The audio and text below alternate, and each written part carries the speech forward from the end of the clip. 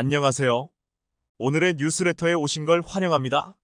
2026년 전력화를 목표로 개발 중인 한국형 초음속 전투기 KF-21이 유사시 작전 반경을 대폭 확대할 수 있는 공중급유 시험에 첫 성공을 거두며 이러한 전환점에 도달했습니다. 이는 KF-21이 단순한 국내 개발 전투기를 넘어 국제적인 수준의 전투 능력을 갖추고 있음을 증명하는 순간입니다. 공중급유 능력은 현대 전투기에 있어 필수적인 기능 중 하나로 이를 통해 KF-21은 더 긴 채공 시간과 더 넓은 작전 범위를 확보할 수 있게 되었습니다. 방위사업청은 3월 19일 KF-21CJ 5호기가 남해 상공에서 이루어진 공중급유 비행에 처음으로 성공함으로써 전투기의 작전 효율성과 공군의 전략적 유연성을 크게 향상시켰다고 발표했습니다. 방위사업청은 KF-21CJ 5호기 단자가 19일 오전 경남 사천의 제3훈련 비행장을 이륙해 남해 상공에서 공중급유 비행에 성공했다고 밝혔습니다. 공군의 공중급유기 시그너스 KC-330가 비행하면서 급유 막대를 KF-21에 연결해 연료를 주입했습니다. 공중급유 시 발생하는 급유기 뒤쪽의 난기류가 KF-21 조종에 어떤 영향을 미치는지, 급유기와 KF-21의 연결 분리가 안전하게 이뤄지는지 등을 점검했습니다. 공중급유를 하게 되면 채공 시간이 길어져 원거리에서 다양한 임무를 수행할 수 있고 적진에 투하할 폭탄도 더 많이 탑재할 수 있게 됩니다.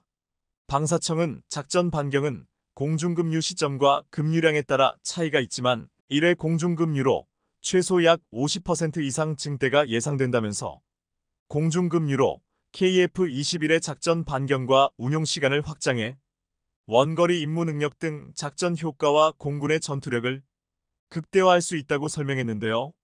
노지만 방사청 한국형전투기 사업단장은 2025년 3월까지 약 60여 회에 걸쳐 다양한 고도 및 속도에서 KF-21 공중급유 능력 검증을 지속할 예정이라고 밝혔습니다.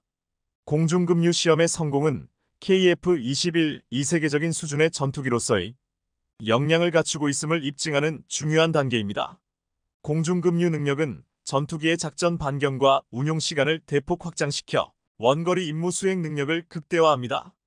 이는 KF-21이 다양한 전략적 환경에서 다양한 임무를 수행할 수 있게 함으로써 대한민국 공군의 전략적 유연성과 전투력을 크게 향상시키는 역할을 합니다.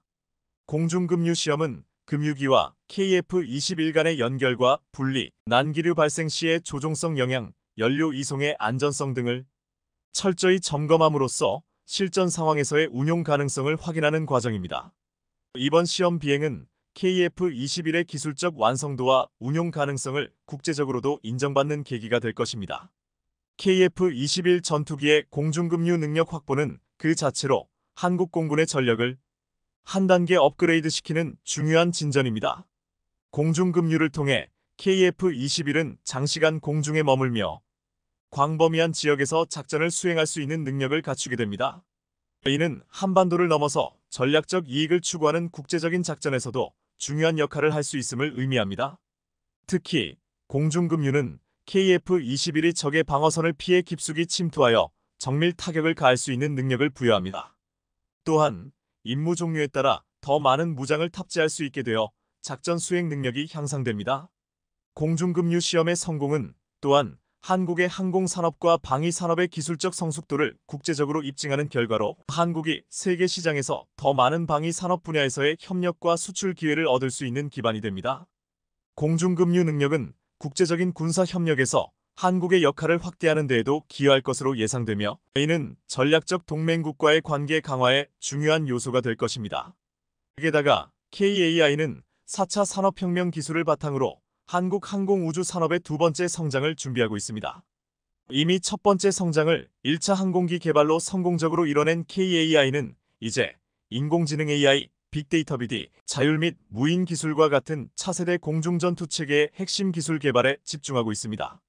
이러한 기술은 미래 전장에서의 우위를 확보하기 위해 필수적입니다. 1592년 거북선이 전쟁의 게임 체인저로 등장한 이후 KAI는 임진왜란 당시 이순신 장군의 정신을 이어받아 국산 항공기 개발에 매진해왔습니다. 이러한 노력은 1954년 부하로의 첫 비행 성공으로 이어졌고 이후 T-50과 같은 국산 초음속 고등 훈련기의 개발로 꽃을 피웠습니다. T-50 계열 항공기의 성공은 KAI가 다양한 국가에 수출함으로써 한국 공군뿐만 아니라 전 세계 여러 국가의 안정적 운용을 지원하게 되었습니다. T-50 수리온 LAH KF-21 등 거북선과 부하로의 자주국방의 염원을 이어온 국산 항공기 700여 대가 세계 하늘을 날고 있습니다. 최근 10년간 전투 가능 항공기 생산량에서 한국은 미국, 프랑스에 이어 세계 3위 국가가 됐습니다. KAI는 T-50의 성공에 이어 KF-21 보라매의 개발로 한국 방위 산업의 미래를 밝히고 있습니다. KF-21의 성공적인 비행 시험은 한국이 세계 항공 우주 산업에서 중요한 위치를 차지하게 만든 중요한 이정표입니다. 또한 KAI는 유인 전투기와 무인 전투기, 소형 무인기를 융합한 신개념 차세대 공중전투체계 NACS를 선보이며 글로벌 시장에서의 입지를 더욱 공고히 하고 있습니다. 이 모든 개발과 노력은 KAI가 제2의 성장기를 맞이하는 데 있어 중요한 역할을 하고 있으며 대한민국 항공우주산업의 미래를 밝게 만들고 있습니다. KAI는 계속해서 도전적이고 대형 사업을 추진하며 대한민국을 세계 4대 항공우주산업 강국으로 만들기 위한 노력을 기울일 것입니다. 한국 방위산업은 끊임없는 혁신과 기술 발전을 통해 글로벌 방위산업 시장에서 중요한 위치를 차지하고 있습니다.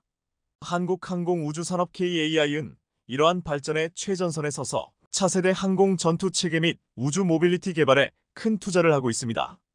KAI는 4차 산업혁명의 핵심 기술인 인공지능 AI, 빅데이터 BD, 자율무인 기술을 활용해 6세대 전투 체계 개발에 앞장서고 있습니다. 차세대 항공 전투 체계 개발은 미래 전장 환경에 대비하여 우리의 방위력을 한 단계 업그레이드할 수 있는 기회를 제공합니다. KAI는 이러한 기술적 진보를 통해 더욱 향상된 작전 수행 능력, 생존성, 그리고 다목적성을 갖춘 전투기를 개발하는 것을 목표로 하고 있습니다. 또한 우주 모빌리티 개발 계획을 통해 우주 공간의 상업화와 대중화를 추진함으로써 새로운 시장을 창출하고자 합니다.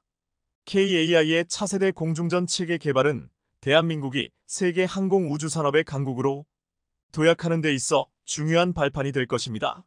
이를 통해 한국은 미래 전장의 핵심 기술을 선도하고 우주 경제의 실현을 앞당길 수 있을 것으로 기대됩니다.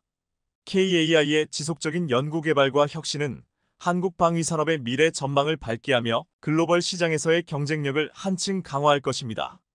KF-21의 성공적인 공중급유 시험 비행은 한국 방위 산업에 긍정적인 영향을 미치며 전 세계에 한국의 방위 기술력을 증명하는 중요한 이정표가 되었습니다.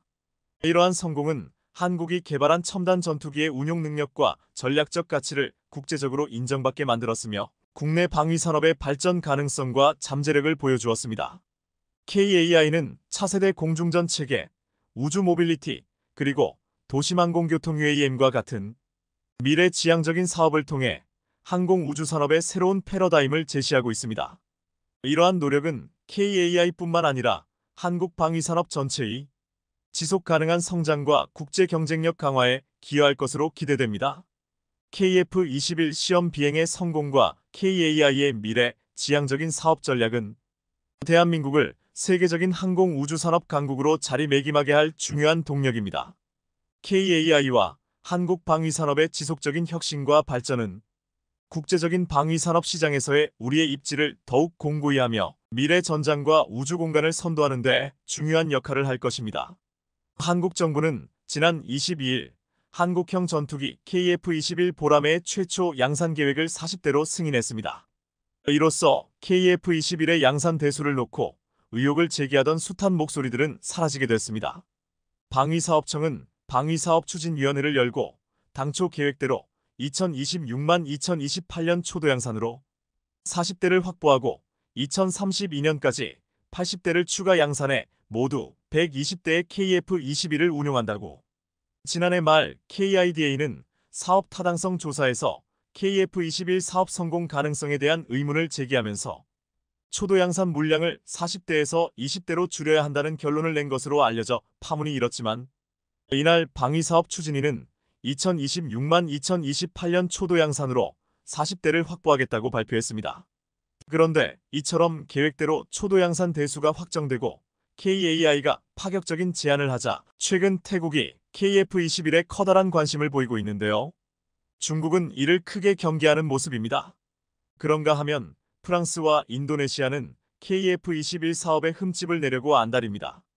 프랑스와 인도네시아는 왜 이런 짓을 벌이는 것인지 높아지고 있는 KF-21 태국 수출 가능성에 현재 KF-21에 대해서는 폴란드를 비롯해 사우디까지도 많은 관심을 표명하고 있습니다.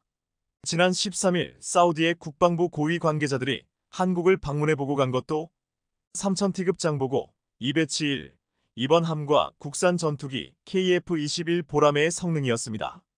그런데 이제 태국이 한국의 차세대 전투기 KF-21과 FA-50에 커다란 관심을 표하고 있습니다.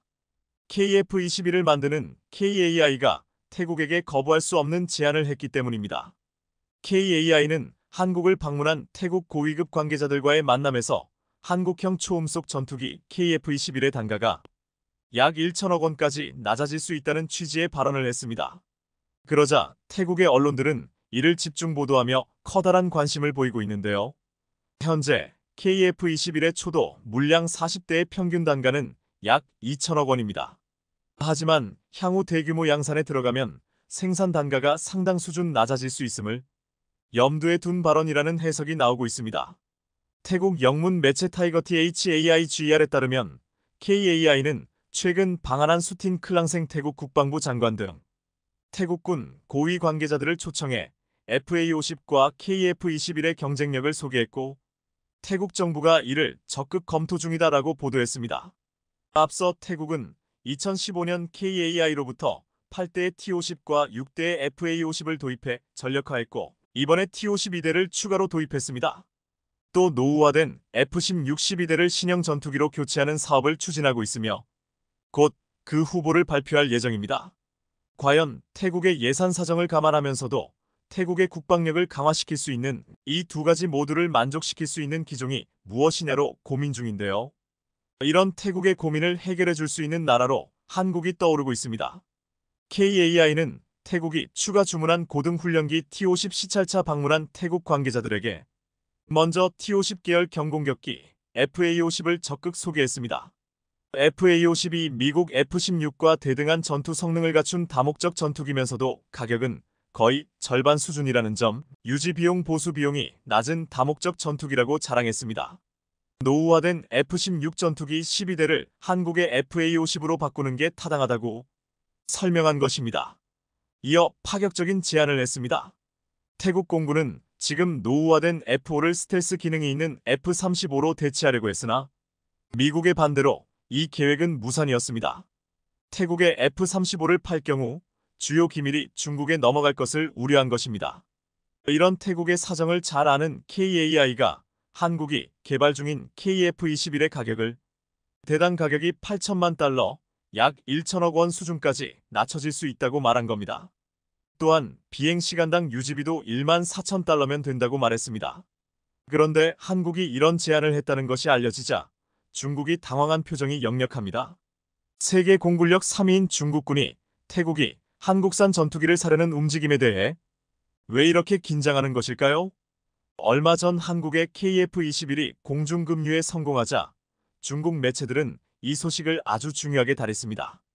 2017년 배치된 중국의 전투기 J-22이 아직도 공중급유에 성공하지 못했는데 한국의 KF-21이 고난도 기술인 공중급유에 성공하자 당황하는 표정이 역력했습니다. 그러면서 태국이 한국의 KF-21에 커다란 관심을 보이자 중국산 전투기 시장에 영향을 줄까 노심초사하는 모습이었습니다. 중국 네티즌들은 한국의 KF-21은 2026년에 인도될 예정이다. 중국산 FC-30이 언제 양산될지는 아무도 모른다며 한국의 빠른 개발에 놀란 모습이 역력했습니다.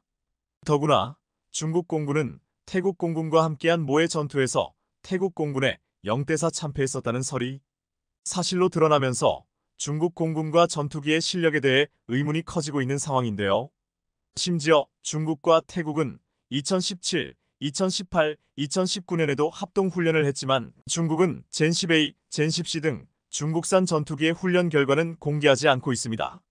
그런데 이 와중에 태국이 한국의 FA50은 물론 KF21에도 관심을 보이자 중국은 당황한 것인데요.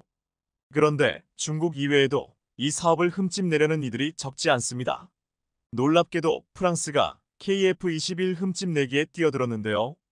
지난 3월 27일 프랑스 군사 전문지 메타 디펜스는 KF21의 블록 1 양산분을 2020으로 양산하기로 결정되었다는 기사를 소개하면서 마치 기다렸다는 듯이 KF21의 성능에 대한 다음과 같은 의구심을 게재했습니다.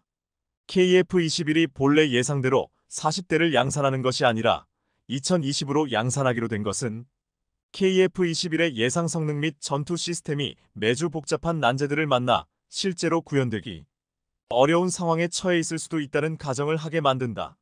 그리고 이것은 지금까지 대한민국 정부에 의해 은폐되고 있는 난제들이 KF21에 도사리고 있을지도 모르며 이제 그러한 난제들을 숨기기란 어려운 일이 되어가고 있다. 는 식의 가시 돋친 발언을 쏟아냈습니다. 프랑스 매체의 보도 내용을 보면 마치 KF21 양산 사업 자체에 커다란 변화가 있었던 것처럼 보이지만 한국 방사청은 추가 검증을 하더라도 40대 양산이라는 계획에는 변함이 없다. 40대 양산이 맞다. 다만 1년이라는 시간을 가지고 필요한 검증을 거친 뒤 나눠서 양산하는 것뿐이다 라고 단언했습니다. 더구나 프랑스 매체는 기본적인 사실관계조차 확인하지 않고 기사를 썼습니다. 기사 내용 중에 KF21의 공동개발자인 인도네시아는 한국으로부터 구입한 고등훈련기 T-50과 마찬가지로 투자 비용의 20%를 부담하고 제조 및 설계의 20%를 담당하기로 했다는 내용은 완전 허구입니다. 고등훈련기 및 공격기로 쓰이는 기종은 한국의 TA-50이지 T-50이 아닙니다.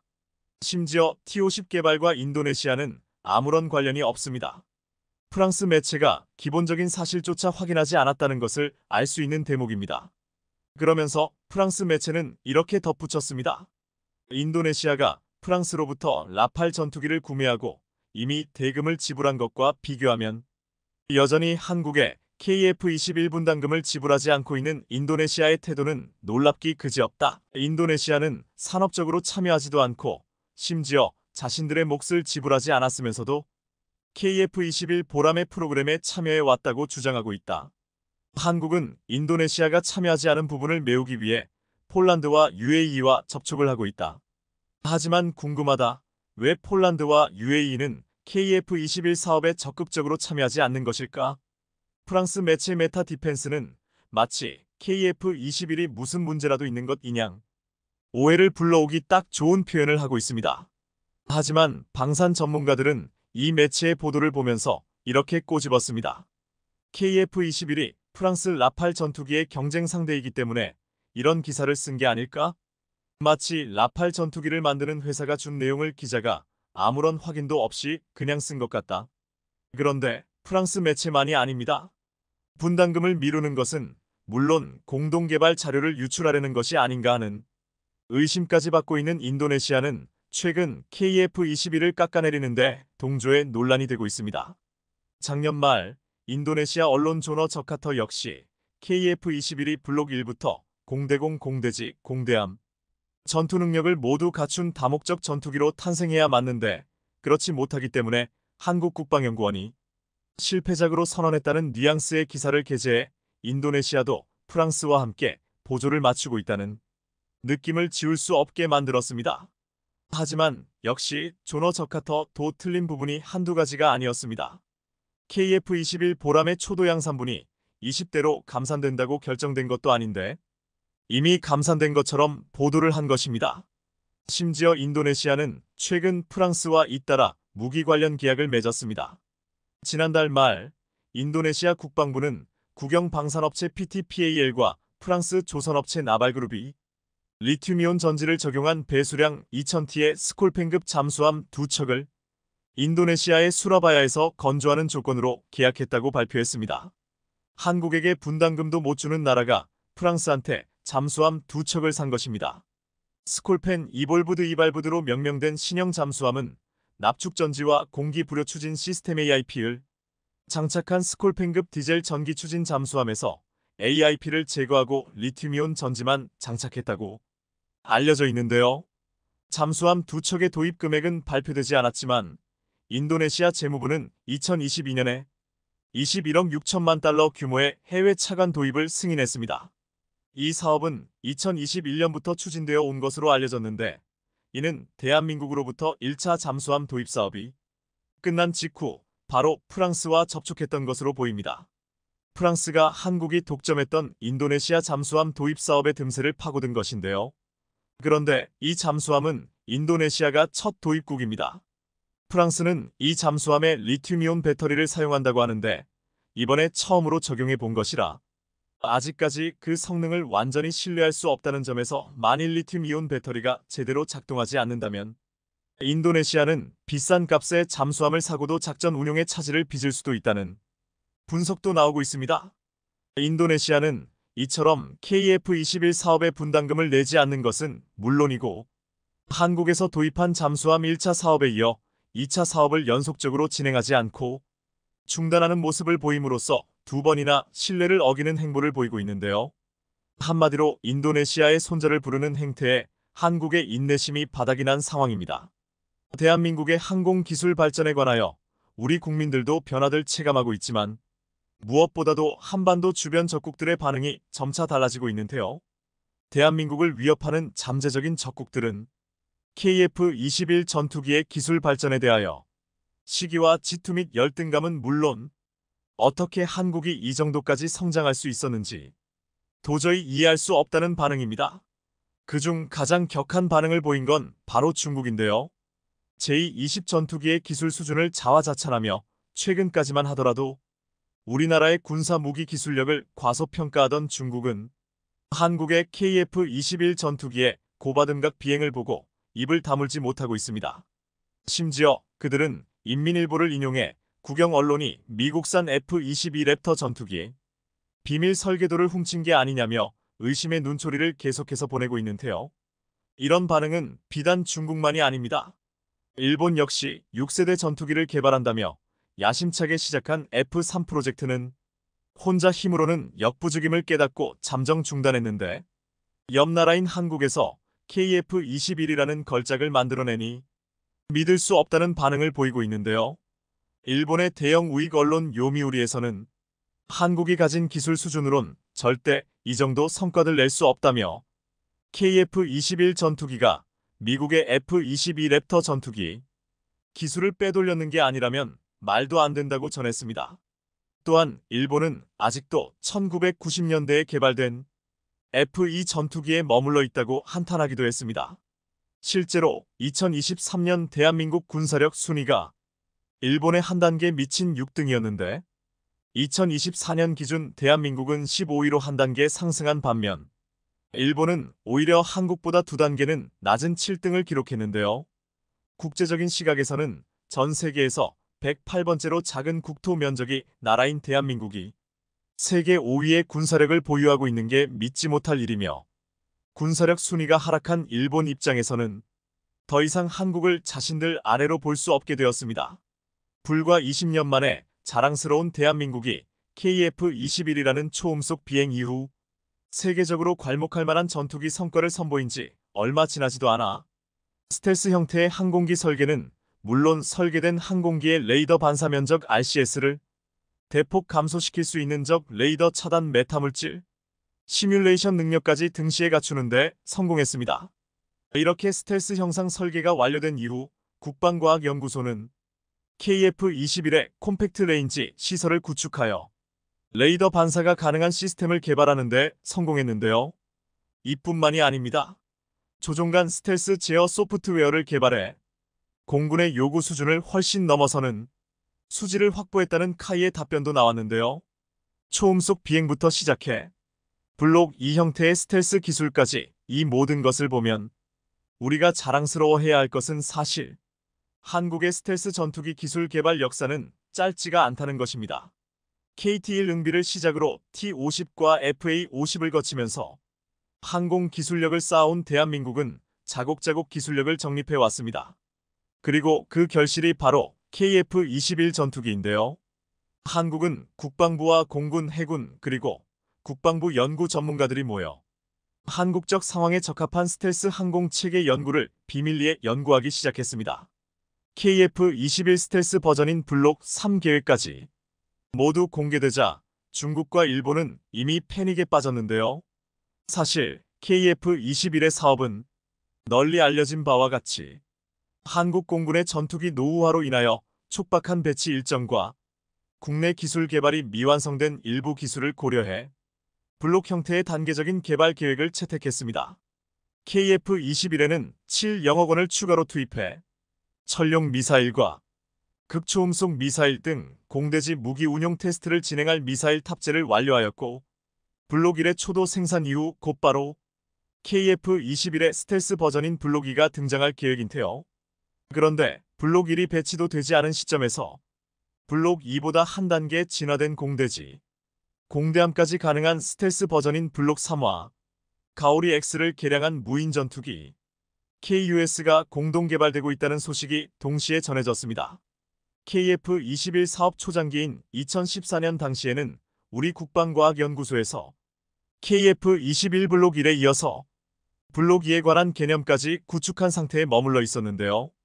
당시에 블록 3는 구체적인 계획이나 국회의 승인도 없었고 예산 편성도 없었지만 우리나라의 기술력이 발전함에 따라 상황은 곧장 달라졌습니다. 고난이도 개발이 가능해지면 선택의 폭이 더욱 넓어진 것인데요. 국방과학연구소에 따르면 KF-21 블록 3는 5.5세대급에서 일부 6세대급 전투기 형태를 보여줄 것이며 미국의 F-35 전투기보다 한층 더 뛰어난 플라즈마 스텔스기가 될 수 있을 것이라고만 언급했습니다.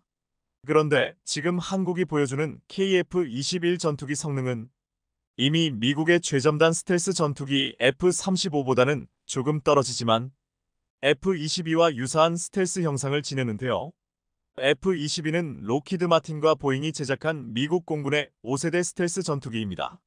로키드 마틴은 F-22 제작의 주 계약 업체로서 대부분의 기체의 무기 시스템 최종 조립을 맡았고, 프로그램 파트너인 보잉은 날개, 기체 항공전자 장치의 통합훈련 시스템을 담당했습니다.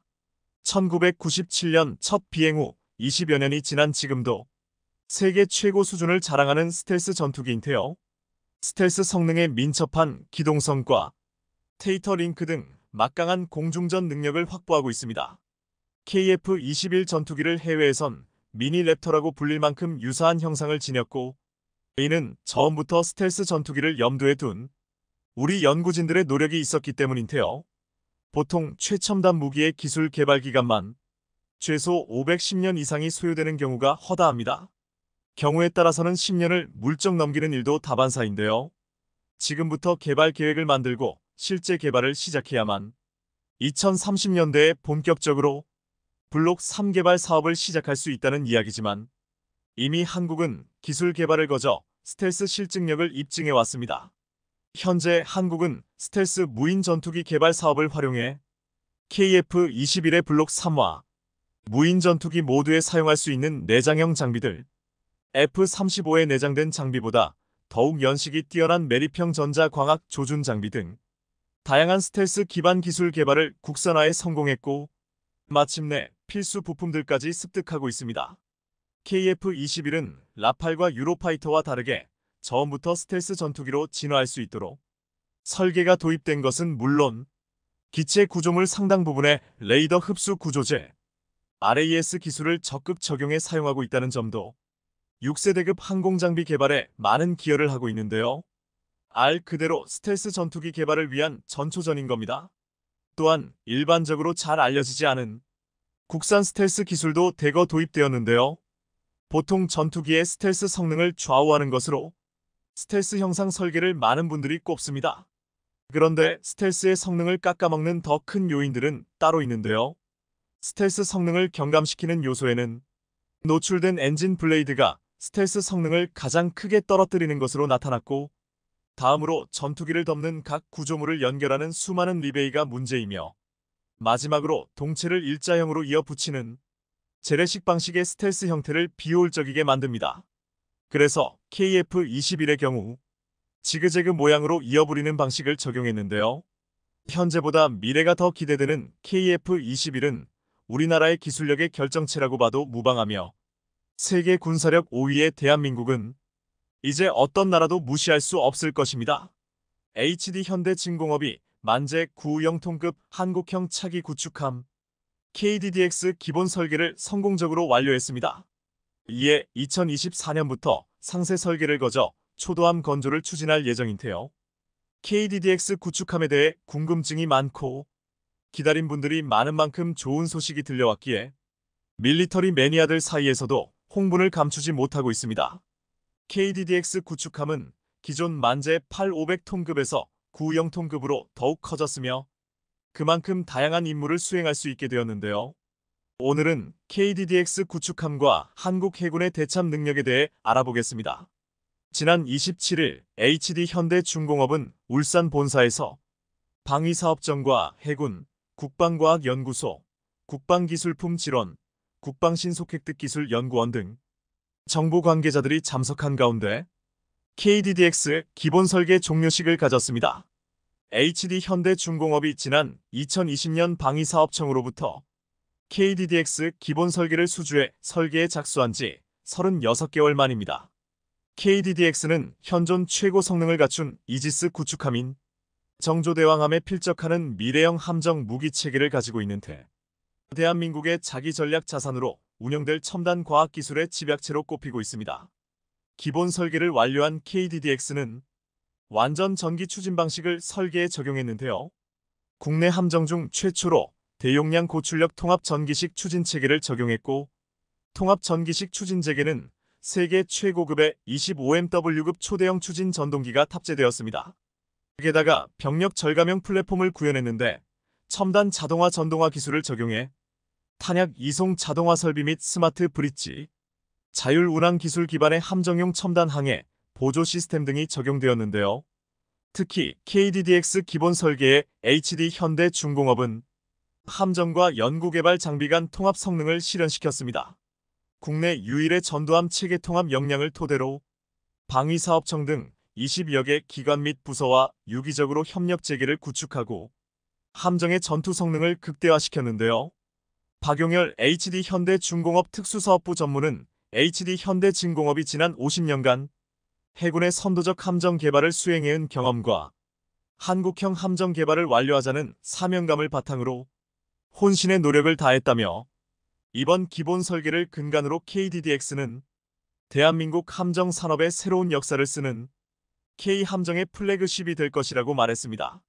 KDDX 구축함은 기본 설계가 성공적으로 끝내고 실제 건조를 위한 개념을 정립했으며 상세 설계를 통해 구현해 나갈 예정인데요.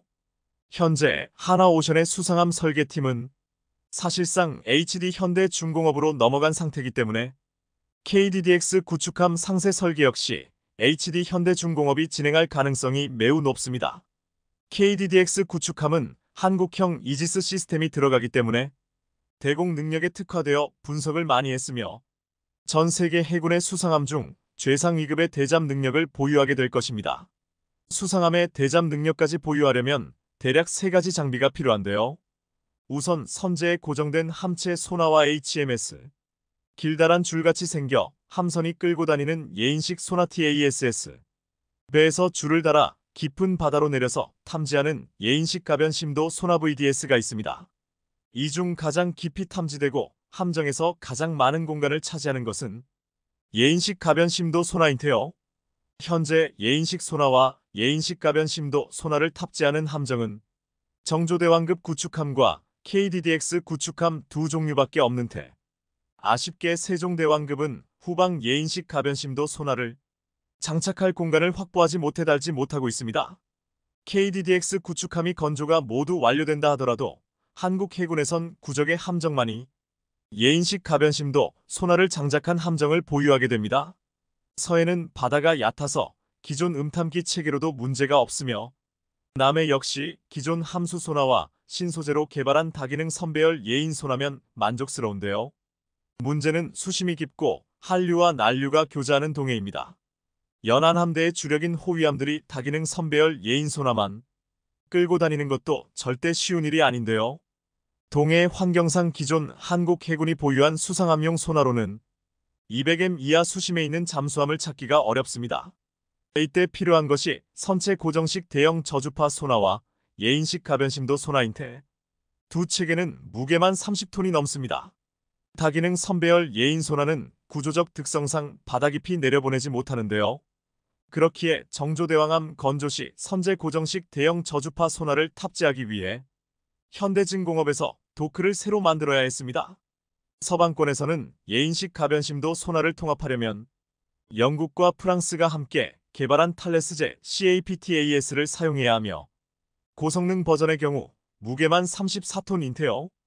고정식 대형 저조파 함수 소나와 가변심도 소나를 같이 통합한 함정은 정조대왕암이 유일합니다. 미 해군의 스텔스 구축함인 주말특급도 가변심도 소나를 통합하지 않았으며 장비를 통합하려면 배수량이 최소 6영톤 후반은 넘어야 하고 선제 후미에 상당한 공간을 배정해야 하는데요. 배수량 7영톤급인 미 해군의 차세대 이지스 컨스텔레이션급 호위함이 가변심도 소나를 통합할 수 있는 기본 배수량이라 보시면 됩니다. 미 해군의 알레이버급 구축함도 예인식 가변심도 소나를 통합하지 못했기 때문에 컨스텔레이션급을 새로 만들어 배치하고 있으며 알레이버급에 장착하려면 함정을 재설계해야 되는데요. 그래서 한국 해군이 보유하거나 미래에 보유할 함선 중 동해에서 제대로 된 대잠전이 가능한 함선은 새로 배치될 정조대왕함이나 개발 단계부터 정조대왕함과 동일한 대참 장비를 갖추게 KDDX 구축함밖에 없습니다. 그래서 현재로선 한국 해군의 수상함 중 동해에서 제대로 탐지할 수 있는 함선은 아직 없는데요. 그렇게 이런 문제를 해결하기 위해 성능을 60%로 줄이는 대신 중량과 최적을 절반으로 줄인 CAPTAS-1을 만들었습니다. 이걸 우리 LIGBX1이 라이센스가 아닌 더 소형화로 설계되어 새롭게 만들고 있으며 2영톤급 이상 함정에 장착이 가능할 정도로 작아졌는데요. 그래서 필리핀에선 호세리자맘에 VLS 시스템이 없는데도 불구하고 건조시 예인식 가변심도 소나 시스템 공간을 확보해 건조했으며 울산급 배치 3도 통합 가능하도록 설계에 반영했습니다. 아무리 정조대왕함과 KDDX 구축함이 대잠 성능이 좋아도 동해 해상분계선에 바짝 붙여 운영하기는 어렵기 때문인데요. 그렇게 동해에서 작전을 펼치기 위해 부담이 없는 것이 울산급 호위함입니다. 울산급 배치 3는 16셀의 VLS 시스템만을 장착했기 때문에 다목적 작전 수행 능력에서는 매우 제한적인데요. 울산급 배치 3에도 예인식 가변심도 소나를 운영할 예정이지만 톤수를 불 때 울산급 배치 4는 배수량 1,000톤을 늘려 대잠 능력과 대공 능력을 확대시켜 다목적 작전 능력을 향상시키는 것이 필요합니다. 시청해주셔서 감사합니다.